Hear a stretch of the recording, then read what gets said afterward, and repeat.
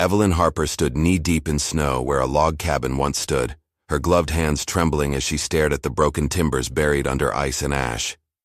Just yesterday, she had stepped off the stagecoach in Pine Hollow, Wyoming Territory, with nothing but a paper ring, a trunk full of dreams, and a letter from a man who promised her a home. Now the home was gone, and so was he. It was January of 1884, and the Bitterroot Range lived up to its name. Pines bowed under the weight of snow, their silence only broken by the distant rumble of shifting hills. Evelyn's breath fogged in front of her face as the weight of the moment sank in. She had no husband, no roof, no way to get back. She wasn't built for this land, not with her city shoes soaked through and the hem of her wool skirt crusted with ice. Behind her, the wind carried the low crunch of approaching footsteps. She turned, bracing herself, expecting a thief, a trapper, or worse. Instead, a figure emerged from the trees, tall, wild-bearded, wrapped in furs and shadows. He held an axe in one hand and a quiet in his eyes that spoke of many winters alone. "You, Evelyn Harper?" he asked, voice low and sure. She nodded, too frozen, body and soul to speak. "Cabin's gone," he said simply. "But there's another place, come with me." She had no reason to trust him, but nowhere else to go. What happens next will break your heart. The wind in Pine Hollow never did learn to knock. It barged in through every crack in the boarding house. Walls slipped under doors and whistled down chimneys like a ghost too bitter to rest. Evelyn Harper clutched her threadbare shawl tighter, her fingers stiff from scrubbing the same warped floorboards for the third time that morning. Faster. "Now, girl!" barked Miss Devine, the boarding house matron whose name was the only soft thing about her. "Guests want clean boots and hot stew, not your dawdlin'." Evelyn nodded wordlessly, dipping her brush back into the bucket. The water had turned a pale gray, and her knuckles were raw from lye and cold.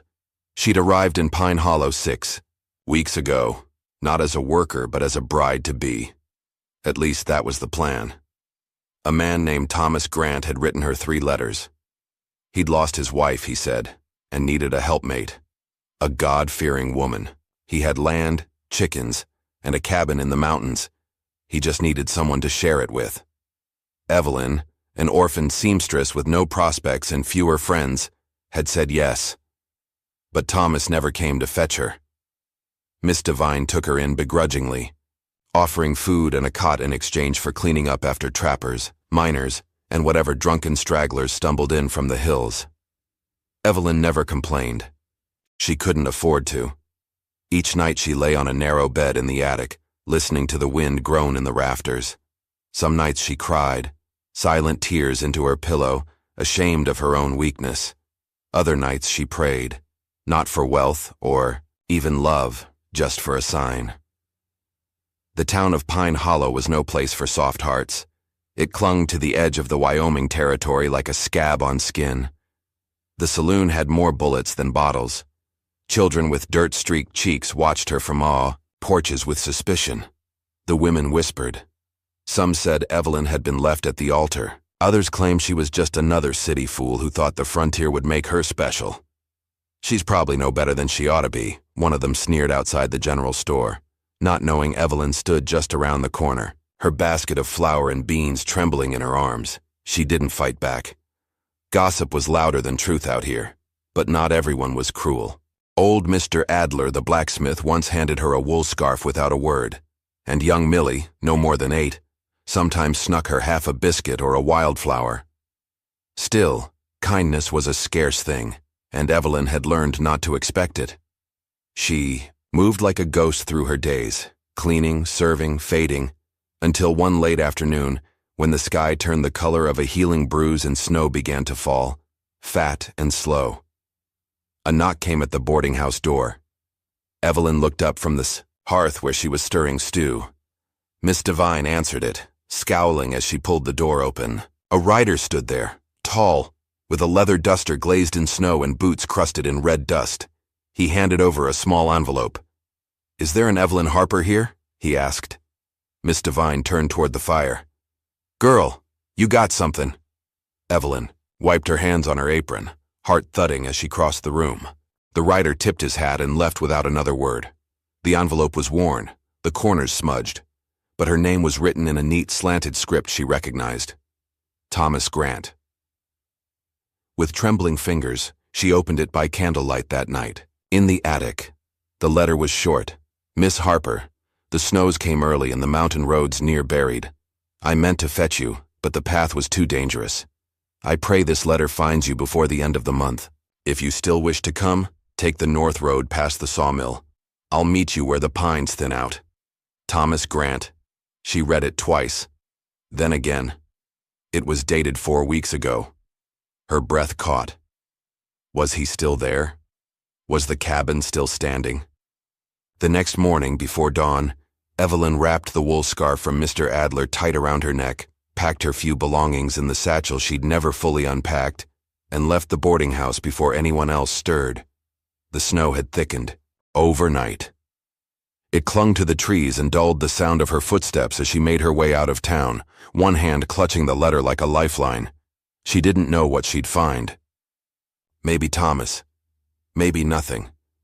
But even nothing was better than being forgotten. Somewhere up in the mountains, a man was waiting, and maybe, just maybe, this was the sign she had prayed for.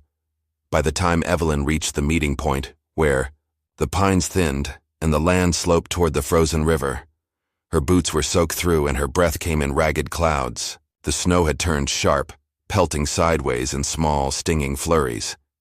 She nearly missed him. He stood half-shadowed beneath a tall juniper, silent and still as the trees around him. A broad man, bearded and bundled in thick furs, his hat low, over his brow. His boots were roughhide, laced high, and his coat was patched in places with deer hide. He looked like something carved out of the mountain itself. "You Evelyn Harper?" he asked, voice flat and without warmth. She nodded, clutching, her satchel tightly to her chest. "Yes. I received your letter." His eyes narrowed slightly beneath the brim. "Took you long enough." Evelyn stiffened but said nothing. The cold was biting but not as sharp as his tone. "You said to come," she replied, choosing her words carefully. "I came." He grunted, then turned away. "Cabin's gone. Avalanche last week. Buried it whole." She blinked. "The cabin? Gone?" He didn't answer. Just kept walking, expecting her to follow. After a stunned pause, she did. They moved in silence through knee-deep snow, the wind whistling through the trees. Evelyn's mind raced. What now? No cabin, no fire, no promise. "Wait," she called after him. "Where are we going?" "Valley, trail. I got another place, higher up," he muttered, not slowing. She hurried to keep pace. "You wrote to me, asked me to come." "I needed a helpmate," he said, over his shoulder. Didn't ask for questions. That stung more than she expected. They reached his horse, a thick-coated bay with a crude sled trailing behind. He helped her onto the sled without a word, tossing her bag beside her like an afterthought. Then he climbed into the saddle and led them up a narrow pass. Only when they stopped for the night beneath a rock overhang did he speak again. "You got any idea how rough it is up here?" Evelyn met his gaze. "I'm not helpless." "You're shaking. It's cold." He handed her a blanket and tossed another log onto the fire. She saw him more clearly now. His eyes were a pale gray blue, set deep beneath a furrowed brow. A scar ran across one cheek. He looked more like a hunter than a husband. "I'm not what you expected," she said quietly. "No, ma'am," he agreed bluntly. "You're thinner, paler, and I don't recall asking for a city girl who don't know pine from poplar." Evelyn turned away, biting her tongue. She had spent the last 6 weeks washing other people's socks and eating scraps to save train fare. She didn't deserve this scorn. Not from the man who wrote her. "I'm not asking for much," she said after a moment. "Only what was promised." Thomas poked the fire, the flames throwing shadows across his face. "What was promised washed away with the cabin. You want to go back? I won't stop you." "I can't go back," she whispered. "There's nothing for me there." They sat in the silence that followed, broken only by the pop of burning wood. From the distant ridgeline, A coyote cried. In the morning, they reached a narrow valley, where the snow was thinner, the wind tamed by high cliffs. A rough lean-to stood at the base of a rocky bluff. There was smoke rising from a nearby chimney, another cabin, this one small but standing. It wasn't what she imagined. No white curtains. No porch swing, no chickens clucking in the yard, but it was dry and warm. Thomas led her inside. Food's in the trap room. You'll need to boil water for cooking. Firewood stacked out back. I go out most days. Don't wait up. She looked around. One room, 2 cots, a single pan hanging from a bent nail in the wall. This was not a home. It was survival. You want me to stay? She asked finally. He looked at her, then away. I ain't looking for a wife now. Not after this mess.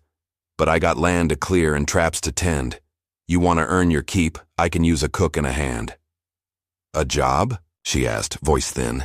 He gave a single nod. A trial. Week or 2. If you can stand it, maybe longer. Evelyn pressed her lips together. I'm not some orphan you toss scraps to. He shrugged.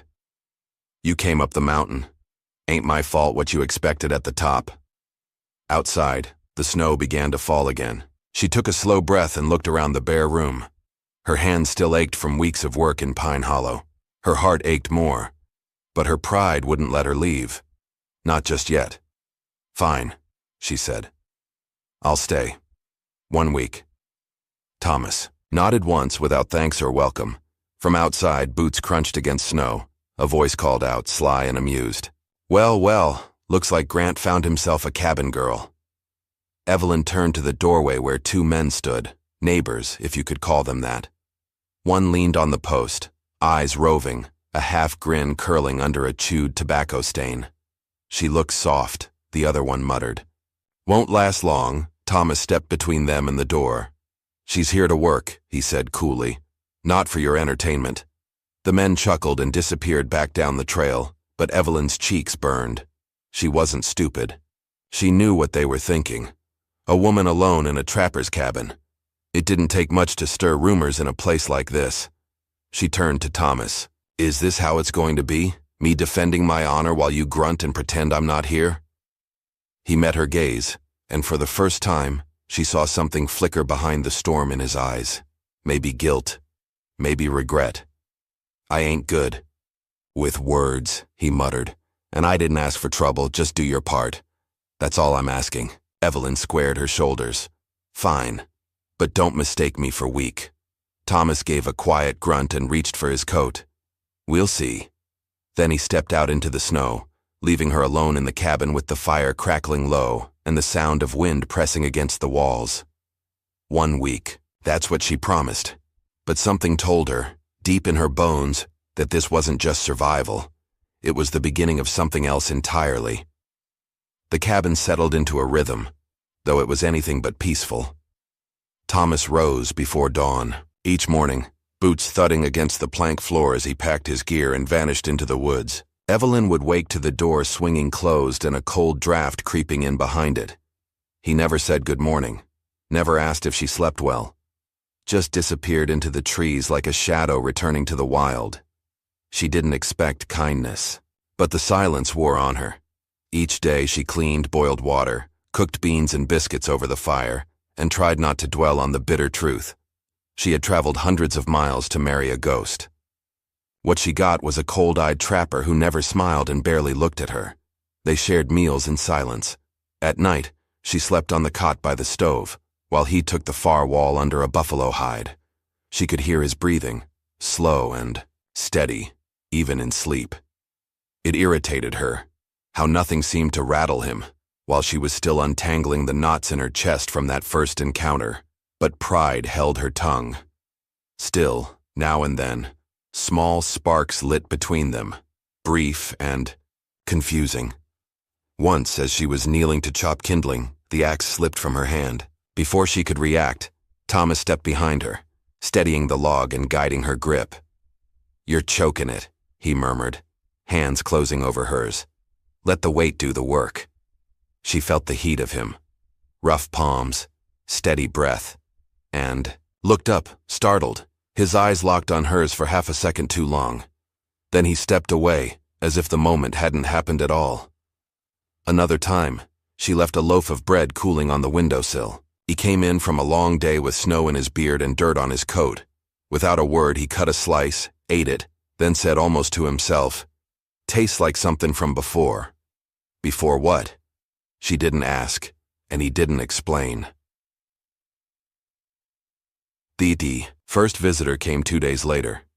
His name was Wyatt Clanton, a lean man with narrow eyes and a fox's grin. He rode up with a satchel of pelts over his shoulder and a smile that lingered too long on Evelyn. "Well now," he drawled, tipping his hat. "Heard a rumor Thomas Grant had company. Didn't believe it till now." Evelyn straightened. "I'm just working here." Wyatt chuckled. "Ain't nobody just working in a mountain man's cabin. Don't worry, I ain't judging." He glanced toward Thomas. "Folks down the trail are saying all kinds of things." Thomas didn't flinch. "Let them talk." Wyatt's smile never faded. "Careful, Grant. Even a caged bird sings louder in these parts." When he rode off, Evelyn stood at the doorway, arms crossed. "You gonna let him talk to me like that?" she asked. Thomas didn't look up from sharpening his blade. "He ain't worth the spit." "Maybe not, but I am." That earned her a glance, brief, unreadable. But he said nothing. 2 days later, she met Thomas's younger sister. Junie Grant arrived on horseback, her coat dusted with snow, and her red braid swinging behind her like a ribbon in the wind. "Where in thunder have you been, Thomas?" she scolded before her boots even touched the ground. "I've been worried sick. Heard your cabin was buried." "It was," he replied. "This is the new place." Junie spotted Evelyn, her brows rising. "And who's this?" "I'm Evelyn Harper," she said, stepping forward. "I came here as a bride." Junie's face softened. "Oh, so you're her." She looked between them and smiled gently. "Well, ain't this something?" Inside, over tea, Junie asked all the questions her brother never did. "How long you been in Pine Hollow? Got family anywhere? What kind of stitching do you know? And have you seen Thomas try to cook? Lord, the man once burned water." Evelyn couldn't help laughing, really laughing, for the first time in weeks. Junie was a gust of fresh air in a cabin that had forgotten how to breathe. Thomas sat quiet at the table, one brow raised as if unsure how to handle the sound of two women talking like friends. Later, after Junie rode off, Thomas lingered at the door. "You laughed today," he said. Evelyn looked up. "Is that a crime?" He shook his head slowly.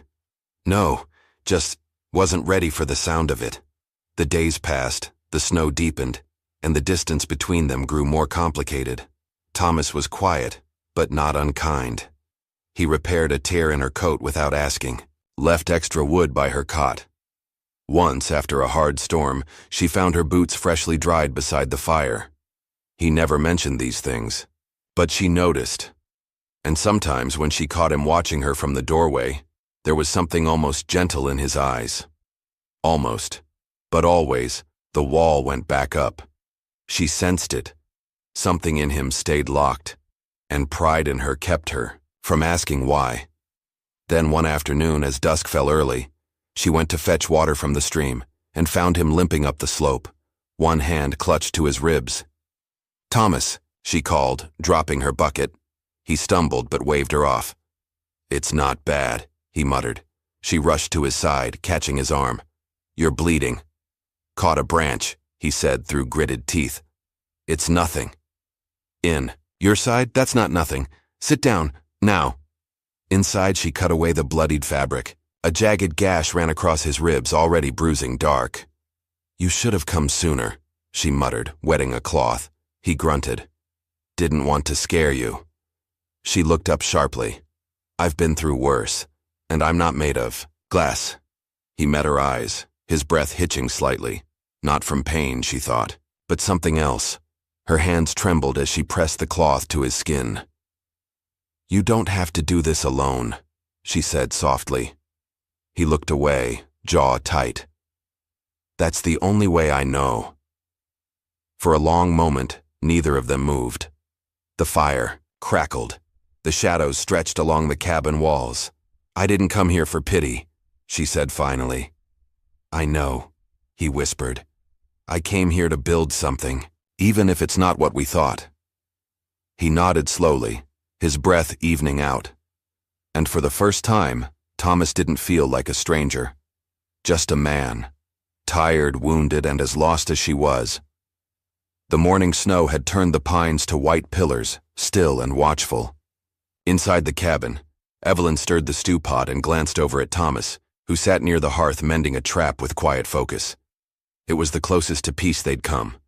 Quiet, but no longer cold. She felt the shift between them in the smallest of ways, in the way he nodded when she poured his coffee, or how he handed her the sharper knife when she chopped carrots. Not warmth exactly, but awareness. A shared space no longer burdened by complete silence. Evelyn had almost convinced herself that the worst was behind them. Then the knock came. 3 quick raps on the door. Firm. Purposeful. Thomas stiffened. His hand froze over the coil of wire. Evelyn wiped her hands and stepped toward the door. "Wait," he said, standing. "I'll get it." She paused as he opened the door. Outside stood a woman, tall, sharp-featured, her fur-lined coat dusted with frost. Her eyes locked on Thomas with a familiarity that struck Evelyn in the chest. "Well, look who's still breathing," the woman said with a smirk. "Thought you'd be buried with your pride by now." Thomas's jaw tensed. "What do you want, May?" Evelyn took a step back. "May." Even the name was bitter. "I came for what's owed," May said, brushing snow off her sleeves. "You thought vanishing into the hills would make me forget? I've waited long enough." Evelyn glanced between them. "Who is she?" Thomas didn't answer. May raised her brows. "He didn't tell you?" "Figures. He never did like owning up to his mistakes." Thomas's voice was low. "You got your answer. Now leave." But May stepped inside, uninvited. Her presence filled the room like smoke. "I was with him once," May said to Evelyn, crossing her arms. "Before the war. Before he disappeared with my brother's savings and left me to clean up the mess." "That's not how it happened," Thomas said flatly. "Oh?" May challenged. "You didn't take that money? Didn't promise to come back and never did?" Evelyn's heart thudded. "You left her?" Thomas shook his head. "I left because of her brother. He was gambling with traders, owed men in 3 towns. I tried to pull him out. I gave him my money. He vanished and left us both to deal with the fallout." May stepped closer, bitter fire in her voice. "You abandoned me when I needed you." Thomas stared at her. "You wanted me to keep running. I stopped running the day I came here," May scoffed. "With a new bride, I see." "I didn't know she was coming," he said. "And she's not." He stopped himself. The silence was razor sharp. Evelyn's breath caught. "Not what? Not your wife? Not wanted?" Thomas turned toward her, his face tight with regret. "That's not what I meant." But Evelyn had already taken a step back. "No, I think it is." May gave a thin smile. "Guess some truths come late." Evelyn stormed outside, the cold slapping her cheeks like truth. Snowflakes stung her lashes. She didn't care. The mountain air burned hot in her lungs. Thomas followed her, boots crunching the snow. "Evelyn." She spun around. "You never told me you had someone before." "Because it wasn't like that," he said. "May and we were barely more than trouble together. I left for the war. When I came back, everything had fallen apart. You could have told me," she said. "Instead, I let myself think. Maybe." She trailed off, hating the tremble in her voice. His voice lowered. "I didn't want to bring the past into this. I thought if I kept it buried, you buried me with it," she snapped. "I've been trying to find my place here, and all this time you've been pretending none of it matters." He stepped forward, desperate now. "It does matter. I just—" "No," she whispered, backing away. "You want your quiet, your walls. Fine. Keep them." She turned and walked toward the trail, snow swallowing her steps. Thomas stood alone, fists clenched, the ghost of his past still breathing in the cabin behind him. and the woman who could have been his future disappearing into the woods. The sun sank fast that evening, dragging cold shadows behind it. Back at the cabin, May packed up her bag. "You still carry that guilt like it'll fix something," she said to Thomas as she pulled on her gloves. "But it won't." He didn't look at her. "You got what you came for?" She gave him one last glance. "Not everything, but enough." She rode off down the slope, vanishing into the night like a bad memory finally given form. Inside, the fire burned low. The room felt colder than it had all winter. Thomas sat at the edge of the cot where Evelyn usually slept. Her shawl was still draped on the post. Her presence lingered like something precious and fading. He leaned forward, hands clasped and closed, his eyes. He had built his life on solitude, convinced himself that walls were safer than promises. But Evelyn had slipped through, soft as snow, and now he had no idea how to pull her back, not without truth, and not without tearing down every defense he'd clung to for years. Evelyn didn't go far that night. She made it as far as the frozen stream before her heart gave way to the weight of it all. She sat on a rock, arms wrapped tight around her knees, and tried not to cry. But the tears came anyway, hot and angry. She wasn't angry at May. She was angry that Thomas hadn't trusted her, that just when something had started to grow between them, fragile and quiet, it had been crushed beneath the weight of a past he hadn't even warned her about. She had offered him honesty, loyalty, a chance at something real, and he had met it with silence.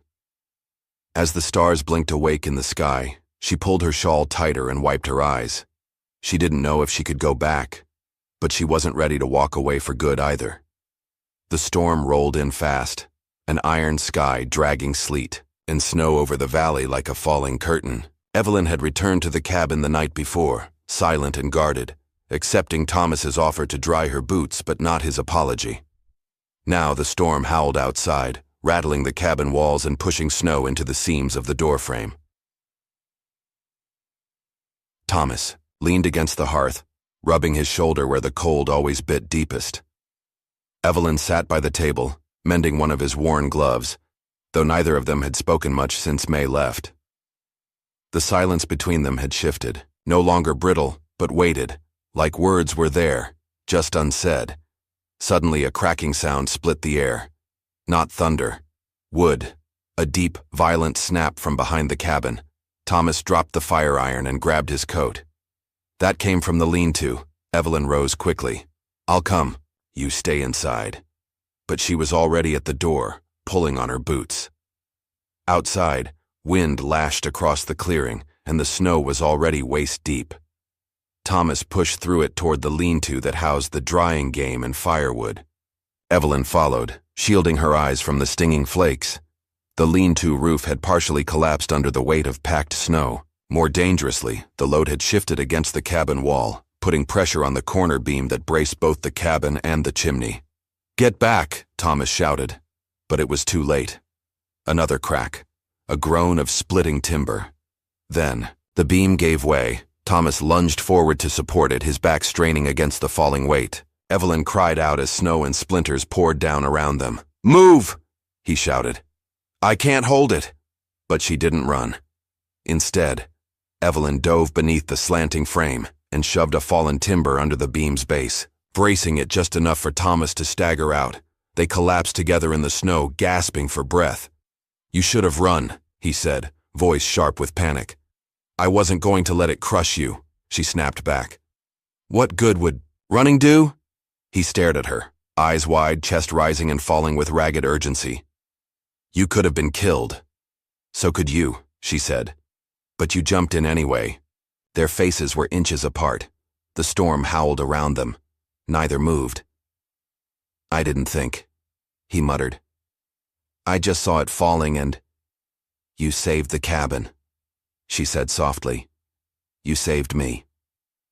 Inside, they sat on the floor beside the hearth, steam rising from their damp clothes. Evelyn wrapped a wool blanket tight around her shoulders, her fingers trembling.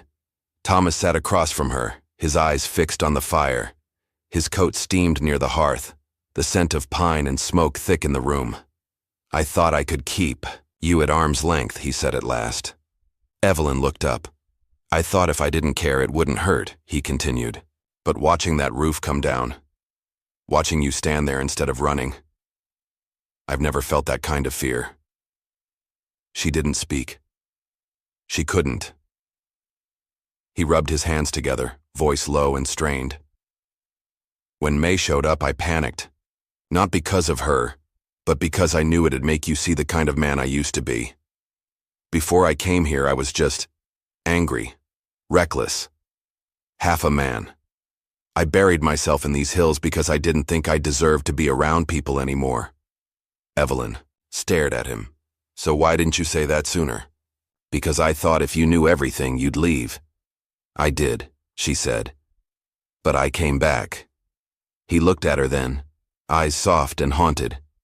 "Why?" She hesitated. Then, "Because I saw something in you I couldn't explain. Something familiar." He waited. "I've been judged too," she said. "Treated like a burden, or a mistake. I came here with nothing, no dowry, no family. I thought if I started fresh, maybe someone could see me for who I really am." Thomas moved. Closer, voice quiet. "And did I?" She met his eyes. "Not at first." A long silence fell between them. The fire popped. Outside, the wind began to die. "You said you weren't the same man anymore," she said. "But you still hide like you are." "I'm tired of hiding," he whispered. Their knees touched. Her hand, pale and small, rested near his on the floor. He didn't take it, didn't move, but neither did she. The closeness sat between them like a question. Neither answered it. Later that night, Evelyn stood at the window watching the snowfall ease. The sky had cleared just enough to reveal a few stars blinking faintly above the pines. Thomas stirred behind her but didn't speak. She could feel his eyes on her back, a quiet stretched long and deep, not heavy, just unfinished. She didn't turn around, and he didn't come closer. But in the hush of that cabin, something fragile and real had settled between them, a truth neither had spoken aloud. But both could finally feel. The snow had melted just enough for the muddy trail to reopen to town. Evelyn walked beside the wagon Thomas had fixed for the supply trip, both of them cloaked in an unspoken strain. Their conversation hadn't returned to the storm, or the fire, or the words they'd nearly said. She couldn't shake the feeling that something had shifted again, that whatever warmth had begun to crack Thomas's walls had hardened once more. In town, the usual glances greeted her, some curious, some cold. As she passed the mercantile, a group of women on the porch fell silent, eyes tracking her with judgment she felt on her skin. "She's still here?" one muttered as Evelyn stepped inside. At the counter, Mr. Hill, the shopkeeper, barely looked up as he slid her a parcel. "You heard about Thomas selling, I assume," he said offhandedly. She blinked. "Selling what?" "The land, cabin and all. Said he's closing up before the thaw." He shrugged. "Figured you'd be gone already." She stared at him, stunned. "What do you mean? He's leaving. Didn't he tell you?" Hill raised an eyebrow. "Signed the intent papers just this morning." The ground seemed to sway beneath her feet. Evelyn found Thomas near the farrier's shop, speaking with a broad-shouldered man in a fur coat and hat too fine for any mountain trader. The man turned as she approached. His eyes lit with recognition. "Ah, so you're the bride." She stopped short. Thomas shifted uneasily. "Evelyn, this is Monroe Harlan. He's from Black Ridge." Monroe tipped his hat. "Pleasure. I just bought Thomas's cabin. He's off to Oregon come spring." Evelyn looked to Thomas, waiting for a denial. He gave none. Her voice was low. "You sold the cabin?" He avoided her gaze. "Didn't think I needed to ask your permission." She stepped back, stung. "You said you weren't hiding anymore, that you didn't want to run." "I'm not running," he said. "I'm ending something that was never meant to last." "Is that what I am to you?" she asked. "A mistake. You're trying to end?" He didn't answer. Monroe watched the exchange with interest, then stepped in. "If he doesn't want you, I do," he said smoothly. I could use a wife who knows how to survive up here. I've got property in Black Ridge, real fences, real walls, not snow and silence." Thomas's jaw tensed, but he said nothing. Evelyn stared at him, willing him to speak. He didn't, and something in her heart broke. That afternoon, the town buzzed with whispers. Evelyn felt them follow her like smoke as she walked back toward the wagon. Guess she got dumped twice. She thought she could win over a recluse. She was a mail-order bride. What did she expect? Near the stables, Monroe intercepted her again. "I mean it," he said. "I've got no patience for drama, but you're the kind of woman who knows how to work. You need stability. I can give you that." "I don't need you," she said sharply. "Maybe not," he said, "but you clearly don't have him." She turned away, but the words stuck, because they were true. That night she packed quietly. Thomas returned to find her folding her shawl into her satchel. He paused. "Where are you going?" She didn't look up. "Back to town. Monroe's heading to Black Ridge. I'll get a ride partway." He stepped forward. "You don't have to do this." "No," she said, "but you've made it clear that you do." He ran a hand through his hair. "This place, it was always meant to be temporary. I thought I could give you something here, but I can't even give you a roof that won't fall in." "I never asked for that," she said. "All I wanted was honesty, a reason to stay." He looked at her then, his expression torn. "I don't know how to give that to you." "Then stop pretending you ever could," she whispered. She walked past him, pausing only to glance at the fire. "You said you weren't running," she added, voice trembling. "But you are. You're just doing it slower this time." He didn't stop her, and she didn't turn back. The next morning, Evelyn stood on the edge of town, her bag slung over her shoulder. Monroe's wagon creaked beside her, loaded with goods for the road. The mountain air felt cruel in its clarity. Monroe extended his hand to help her up. She hesitated. Part of her wanted to wait, just a few more minutes, to see if Thomas would come. But the road remained empty. No distant hoofbeats, no figure on the rise. He wasn't coming. She took Monroe's hand and climbed aboard. As the wagon rolled forward, she didn't look back. Inside the now empty cabin, Thomas sat in the same chair he'd built with his bare hands. Evelyn's shawl still hung on the wall. Her scent still lingered, pine soap and smoke and lavender. He pressed his hands together, elbows on his knees, and stared at the floor. He had told himself he was protecting her, but all he'd done was prove the thing he feared most, that he wasn't enough to make someone stay. That letting her go was easier than daring to ask her to stay. Now the silence was complete, and she was gone. The wind was calmer now, brushing over the ridges and whispering through the pines like a hymn, but inside the cabin, silence reigned. Thomas sat by the hearth, staring into the fire until his eyes blurred. Evelyn's absence wrapped around him like a wound. Everything she touched, her shawl, the tin cup she favored, the scrap of embroidered linen she used as a doily, was still there, as if she might walk in at any moment. But she wouldn't. He'd let her go. He told himself it was for her sake, to give her a better life than what he could offer.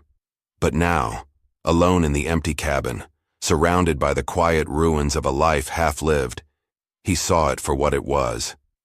Cowardice. He remembered the way she'd rubbed her fingers together when she was nervous. How she always placed his cup slightly closer to the edge of the table so he wouldn't have to reach too far with his bad shoulder. He remembered how she hummed old hymns under her breath when she thought he wasn't listening, her voice soft and sure. He remembered the night she bandaged his leg after he cut it with the axe, how her hands trembled, how her tears fell into the blood-soaked cloth. "I thought I could do this alone," he whispered aloud, "but I was never alone until you left." The fire popped sharply in the hearth. Miles away, Evelyn rode beside Monroe in silence, the wagon rattling down a ridge trail lined with trees slick from melted snow. Monroe was speaking, some talk of his property, his animals, his future plans. But Evelyn heard none of it. Her heart was back in that cabin. back in that moment when Thomas said nothing, when she needed him to speak and he stayed silent. But part of her knew, deep down, that his silence wasn't indifference. It was fear, and that terrified her even more. Back at the cabin, Thomas stood abruptly and grabbed his coat. He tossed aside the papers Monroe had left, his so-called deal. He saddled his horse in record time, ignoring the pain in his shoulder, ignoring the ice clinging to the straps. He didn't know if he'd catch her, didn't know what he'd say, but if he didn't try, he'd never forgive himself. The trail was treacherous. The wagon's ruts in the snow were shallow, nearly fading with each hour. But he pushed on, urging the horse harder than he should. He remembered her standing in the snow, hair wind-tossed, eyes blazing. "I came back because I saw something in you." She had seen him, even when he couldn't see himself, and he had let her walk away. Not again. Up ahead, Evelyn's wagon creaked to a stop. A fallen pine blocked the road, forcing Monroe to climb down and assess the best route around. Evelyn took the moment to step away, her boots crunching softly in the snow as she moved toward a small rise overlooking the valley. She looked out over the land, the sun dipping low and casting gold across the peaks. She closed her eyes. "I don't need you," she had told Monroe, but the truth was, she needed someone, not just any man. Him. The sound of hooves startled her. She turned. At first she thought she imagined it, but there, riding fast along the edge of the ridge, was Thomas. His coat flapped behind him, face set in determination. He pulled up hard when he saw her, dismounting before the horse had fully stopped. "Evelyn," he called, breathless. "Don't go." Monroe looked up from the pine and narrowed his eyes. "What's this?" Evelyn stepped forward, heart pounding. "Thomas." Thomas didn't hesitate. He walked right past Monroe, straight to her. "I was wrong," he said. "About everything." She blinked. "What are you doing here?" "Coming to tell you I can't let you go," he said. "Not because I want to own you, because I finally understand what it means to lose you, and I can't live with that." Monroe scoffed. Bit late for speeches. Thomas didn't even glance his way. "Evelyn, you were never just passing through. You were the only real thing that's happened to me in years. You patched my wounds, warmed my home, and made a place that was broken feel whole." She stared at him, eyes filling. "I pushed you away because I didn't think I was worthy of what you gave so freely. Kindness, patience, a chance. But I want to be the man who deserves you, not just the man who hides behind stone walls and excuses." She opened her mouth, but no words came. "I'm not leaving anymore," he said. "Not this land, not you, not unless you tell me to." He stepped closer, reaching out. "Say something," he said, voice cracking. Her lips trembled. "I waited for you. Even as the wagon moved, I kept hoping. Somehow, you'd come." He cupped her face, his hands rough and warm. "I love you, Evelyn," he said. "You don't have to answer right now, but I needed you to know." She sobbed suddenly, quiet and sharp, and buried her face against his chest. He held her, tightly, completely. And for the first time in weeks, she felt the ground beneath her steady again. He'd found her, and she had finally been seen. The wagon creaked over the final ridge as the valley opened below them, snow melting into rich, black soil, the trees budding early with spring's stubborn promise. Thomas rode beside it on horseback, his hat pulled low to block the wind. Evelyn sat beside him on the bench, Monroe long gone, having taken the other road toward Black Ridge without a word. The silence between them was no longer heavy.